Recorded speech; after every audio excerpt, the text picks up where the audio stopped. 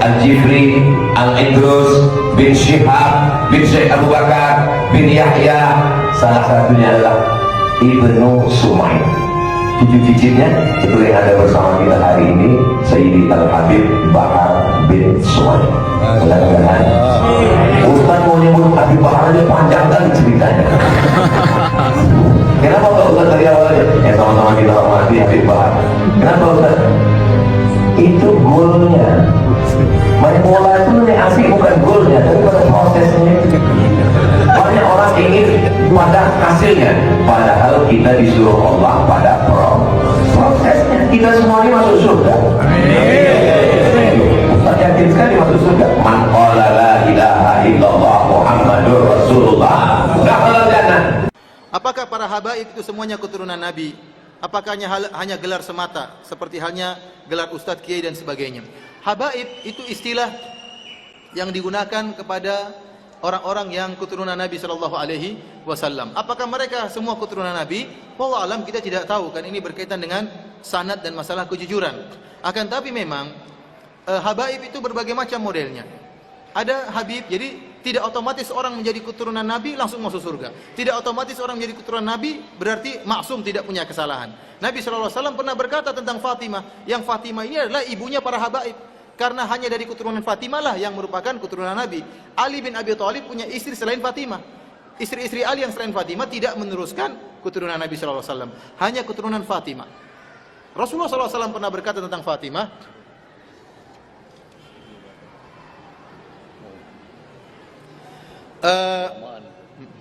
Rasulullah SAW pernah berkata tentang Fatimah, "Lau kana Fatimah bintu Muhammad saraqat laqata'tu yadaha." Kalau seandainya Fatimah putrinya Muhammad mencuri, saya akan potong tangannya. Ini kata Nabi. Rasulullah juga pernah berkata, "Ya Fatimah bintu Rasulillah sallallahu alaihi wasallam, salini min mali ma syi'ti la ugni anki minallahi syai'a." Wahai Fatimah putri Rasulullah, mintalah harta, saya akan berikan, tapi saya tidak bisa menyelamatkan engkau selamanya. Oleh karena tidak mesti keturunan Nabi kemudian jadi maksum masuk surga. Buktinya keturunan Nabi Nuh alaihissalam anaknya sendiri kafir. Ya. Tidak otomatis keturunan Nabi kemudian menjadi maksum dan masuk surga, enggak. Oleh karenanya habaib pun, keturunan Nabi pun bermacam-macam. Ada habib-habib Syiah, banyak habib Syiah. Kalau kita mengatakan habib pasti benar, kita bilang kalau begitu habib Syiah. Karena habib Sufi juga menyerang habib Syiah. Kita bilang mana yang benar, habib Sufi atau habib Syiah? Di Madinah sana kalau ada orang Syiah yang pakai sorban hitam itu habib. Kalau sorban putih itu bukan habib, tapi Syiah, ulama Syiah. Tapi kalau dia sudah pakai sorban hitam, dia ulama Syiah dan juga habib. Dan subhanallah pernah diadakan penelitian besar-besaran dan pemeriksaan DNA. Antum bisa cari di YouTube ya, kalau antum bisa bahasa Arab, antum coba tulis tentang DNA. Jadi ada seorang keluar di televisi, dia pakar dalam masalah DNA. Dia menukilkan tentang ahli DNA dari yang ada di dunia ini, yang menukil tentang jenis-jenis DNA. Setiap misalnya DNA-nya orang India ada rumusnya, DNA-nya orang Asia ada rumusnya, DNA-nya orang Arab ada rumusnya, DNA-nya orang Persia ada rumusnya. Maka dia berkesimpulan kalau orang keturunan Nabi ya, harus punya DNA Arab. Setelah diambil beberapa sampel dari habib-habib Syiah, ternyata DNA-nya rumusnya DNA orang Persia. Nah, ini repot. Tapi kita bilang kita husnudzon. Ya, kalau ada yang mengaku dia sebagai cucu Nabi, kita bilang kita husnudzon. Bahkan kalau ada habib, ya, ada seorang habib dan ada selain habib, sama-sama alim, maka yang habib yang harus kita dahulukan. Tetapi kata Allah Subhanahu Wa Taala, Inna akramakum indallahi atqakum. Dan bahwasanya yang paling bertakwa di sisi Allah dan yang paling mulia di sisi Allah yang paling bertakwa. Justru karena kecintaan kita kepada keturunan Nabi, kalau memang itu keturunan Nabi, maka kita nasihati mereka agar kembali kepada ajaran leluhur mereka. Dan inilah yang dilakukan oleh para habib-habib Wahabi. Dalam buku saya Kritik Terhadap Sang Habib, saya sebutkan bagaimana para habib-habib Wahabi menasihati habib-habib Sufi agar meninggalkan bid'ah Maulid Nabi sallallahu alaihi wasallam. Jadi ada habib Sufi, ada habib Wahabi, ada habib apa? Syiah. Antum ikut yang mana? Assalamualaikum beres, selamat datang kembali di Guru Gembel Channel. Sewaktu Habib Bahar bin Smith ditantang untuk tes DNA karena ada beberapa pihak yang meragukan silsilahnya, maka Habib Bahar mengajukan beberapa syarat. Yang pertama itu adalah bongkar makam Rasulullah dan kemudian ambil darahnya. Yang saya pikir ini adalah ajakan untuk menistakan agama, tapi ya apapun itu. Yang kedua itu adalah bahwa beliau mengatakan bahwa tes balik orang yang menantang saya itu DNA-nya, karena jangan-jangan dia anak zina atau orang munafik atau anak dari orang yang berhubungan seksual dalam kondisi menstruasi gitu. Ya karena menurut beliau ada sebuah hadis yang menyebutkan bahwa siapapun yang meragukan silsilah kenabian atau kemuliaan dari silsilah kenabian, maka orang itu pasti orang munafik atau orang anak zina atau orang yang lahir dari hubungan seksual di kala menstruasi. Nah, bagaimana ceritanya ada hadis yang semacam itu? Kenapa beliau menyebut itu adalah sebuah hadis? Ya kan nggak mungkin juga Nabi itu. Jadi orang-orang yang sudah terbiasa untuk membaca buku-buku hadis, kitab-kitab hadis, itu pasti akan menyadari bahwa bahasa Nabi itu nggak kayak gitu dan memang nggak gitu. Tapi setelah ditelusur ternyata ya memang ada, ternyata berasal dari riwayat Imam Baihaqi. Walaupun saya meragukan beliau membaca langsung dari kitab yang dimaksud, saya duganya beliau itu membaca kitabnya Imam Jalaluddin As-Suyuti. Jadi Ihyaul Mayyit fi Fadail Ahlul Bait itu yang saya duga tuh yang kecil, yang pendek itu. Nah, hadis itu sebenarnya adalah hadis palsu. Penjelasannya itu adalah yang pertama bahwa hadis itu ahad, gorib. Jadi hadisnya hanya diriwayatkan oleh satu orang, satu jalur, itu nggak ada yang lain, dan dari jalur itu putus-putus. Bahkan ada beberapa yang putusnya itu berurutan gitu. Yang dengan demikian secara sanad ini tidak mungkin bisa diterima sebagai hadis. Kalaupun mau diterima, ini adalah hadis doif gitu ya. Nah, ditambah lagi hadis ini secara kalimat, isinya, kontennya itu juga bermasalah, yaitu menyebutkan bahwa dia pasti anak zina gitu, atau kemungkinannya dia anak zina. Nah, dalam Islam itu menuduh orang lain berzina tanpa ada bukti dan tanpa ada saksi, itu salah satu dosa yang paling besar. Jadi nggak mungkin Nabi Muhammad mengatakan hal yang seperti itu tuh nggak mungkin. Nah, jadi secara sanadnya doif gitu ya, secara kontennya itu juga ternyata bermasalah. Jadi para ulama kemudian menyebut bahwa ini adalah hadis yang palsu. Ya, tapi bagaimana ceritanya hadis yang palsu ini digunakan untuk melindungi silsilah atau melindungi kemuliaan Habib Bahar? Lalu ada hadis palsu yang lain yang sering juga dilontarkan sama beliau, yaitu siapapun yang menolak Ahlul Bait atau siapapun yang membenci Ahlul Bait, dia termasuk orang Yahudi. Nah, ini hadis palsu juga baraya. Jadi sebenarnya hadis ini diriwayatkan oleh Imam Tabrani, tetapi beliau sendiri menyebut bahwa ini adalah hadis doif. Dan setelah ditelusur oleh ulama-ulama yang lain, diketahui bahwa ini bukan hanya hadis palsu, tapi ini adalah hadis mungkar, hadis palsu gitu. Bukan hanya hadis doif, tapi hadis palsu, maaf. Nah, saya bukan seorang yang suka mendengar ceramah-ceramahnya Pak Habib Bahar bin Smith, tetapi dari sedikit ceramah yang saya ketahui, saya melihat begitu banyak hadis palsu yang dia ceritakan gitu, yang dia sebarkan. Kok bisa seperti ini? Dan yang lebih uniknya lagi adalah semua hadis-hadis palsu dan hadis-hadis doif yang beliau keluarkan itu adalah hadis yang berhubungan dengan hadis yang berhubungan dengan kemuliaan nasab dirinya gitu. Jadi semuanya itu adalah untuk membela dan mendukung nasab dirinya gitu. Nah, ini kan bermasalah. Jadi kalau misalkan saya jelasin baraya, orang-orang NU itu sering sekali menyampaikan hadis-hadis doif gitu. Tetapi biasanya hadis-hadis doif itu oleh orang NU digunakan untuk fadail amal, untuk menyemangati kita dalam beribadah gitu. Dan mereka itu selalu mengatakan bahwa ini adalah hadis doif. Biasanya orang NU kan mengatakan walaupun hadis ini doif, tapi nah ini penting baraya. Karena apa? Karena menyampaikan hadis doif tanpa disebut hadis itu doif atau palsu, maka itu terlarang, benar-benar terlarang, tidak boleh dikatakan seperti itu. Karena berurusan dengan hadis itu berurusan dengan agama, kita nggak boleh main-main terkait dengan masalah yang seperti ini gitu.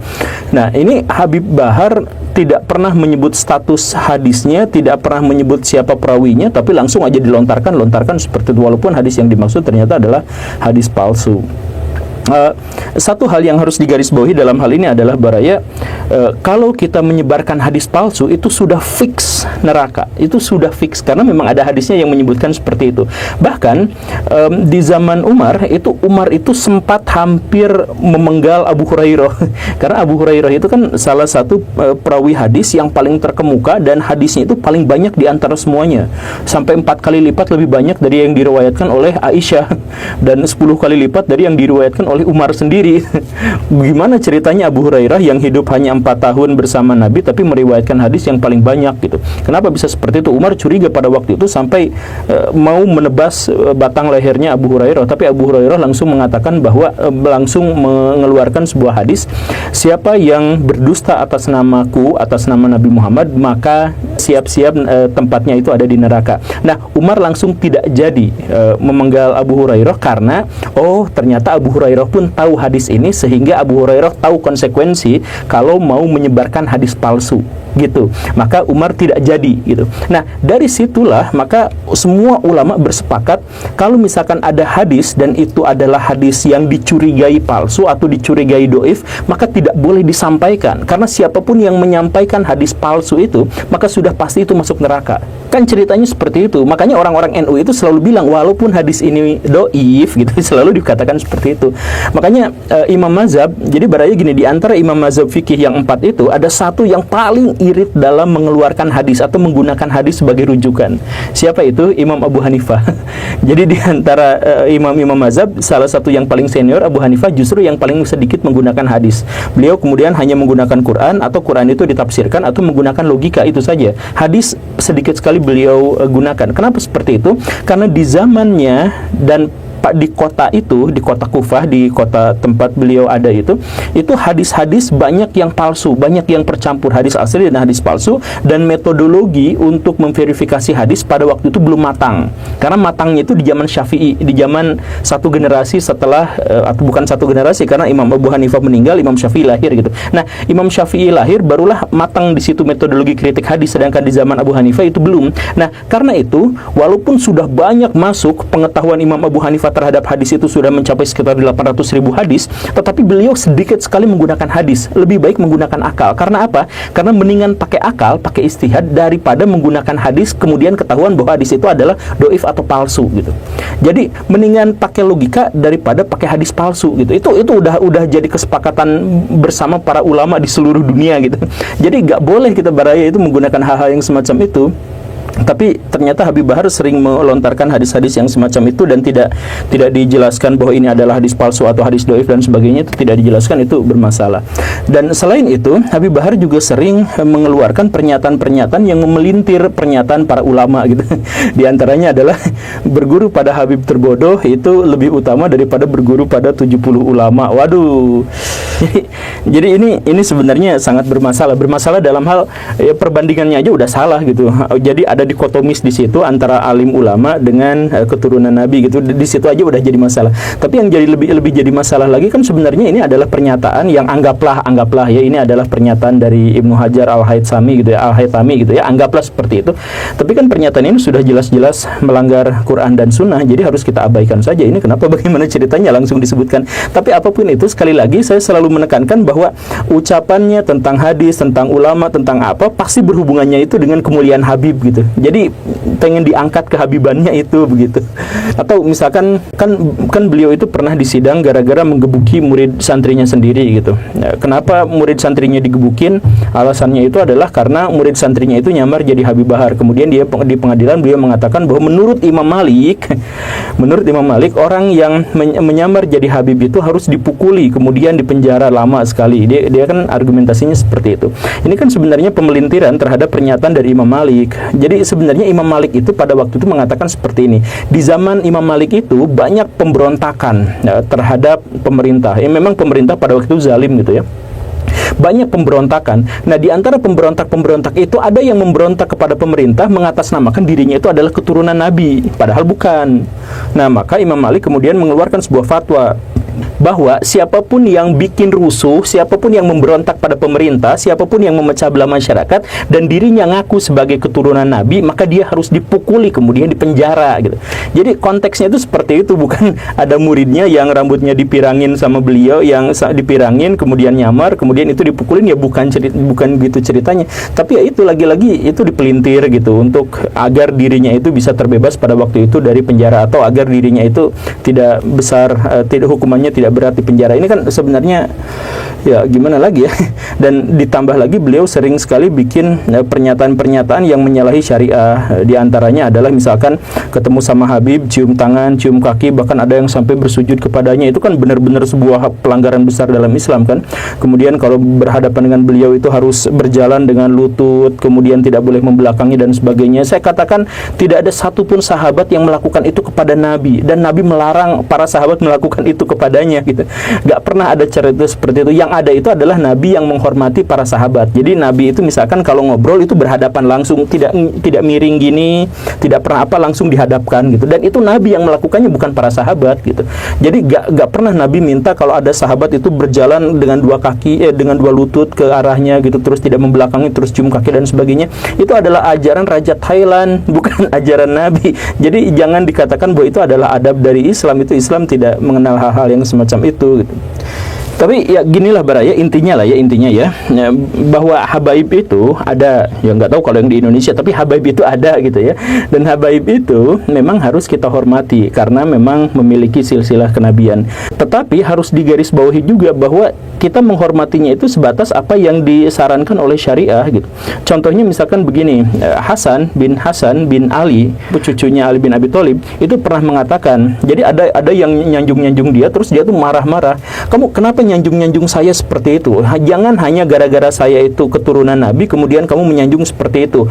Cintai saya sebagai ahlul bait dan karena kami taat kepada agama. Tetapi bencilah kami kalau kami tidak taat pada agama, kalau kami bermaksiat gitu.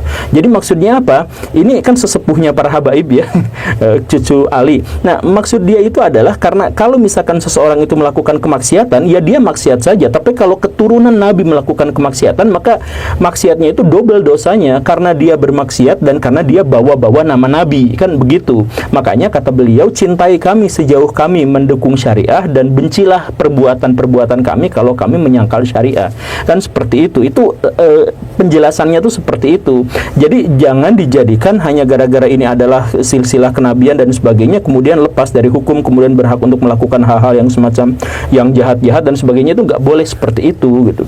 Dan jangan juga dibelain. Jadi kalau misalkan ada habaib yang salah, ya tegur saja, karena bagaimanapun kesalahannya itu bisa berlipat ganda dosanya karena alasan-alasan yang tadi itu. Ingat Baraya, ketika menjadi habib itu dia tidak maksum, dia tidak terbebas dari dosa, dia bisa curang, dia bisa jahat, dia bisa kafir bahkan. Dan banyak nabi-nabi yang keturunannya itu juga kafir, itu juga biasa, sudah diakui. Nah, yang paling penting kita hormati, tapi jangan pernah berikan kepada mereka privilege untuk urusan hukum, privilege untuk urusan-urusan yang lain.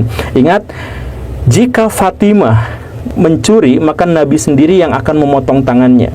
Redaksi yang lebih panjang dari hadis itu adalah umat sebelum kalian itu hancur berantakan gara-gara apa? Ketika ada orang memiliki privilege tertentu karena orang dia mulia, karena orang itu apa? Ketika dia melakukan kemaksiatan dibiarkan, tapi kalau ada orang rendahan, orang bawah, orang miskin melakukan kemaksiatan, dia langsung dihukum. Itu adalah yang membuat sebuah bangsa itu menjadi hancur. Jadi kalau misalkan ada habib melakukan tindakan kriminal, ya hukum saja. Kalau ada dia di antara mereka yang melanggar syariah, ya tegur saja. Tidak ada privilege untuk dia dilonggarkan dalam melakukan kemaksiatan, ya tidak ada seperti itu. Oke, Baraya, itu saja ya. Terima kasih karena sudah menyimak. Saya Guru Gembul. Assalamualaikum warahmatullahi wabarakatuh.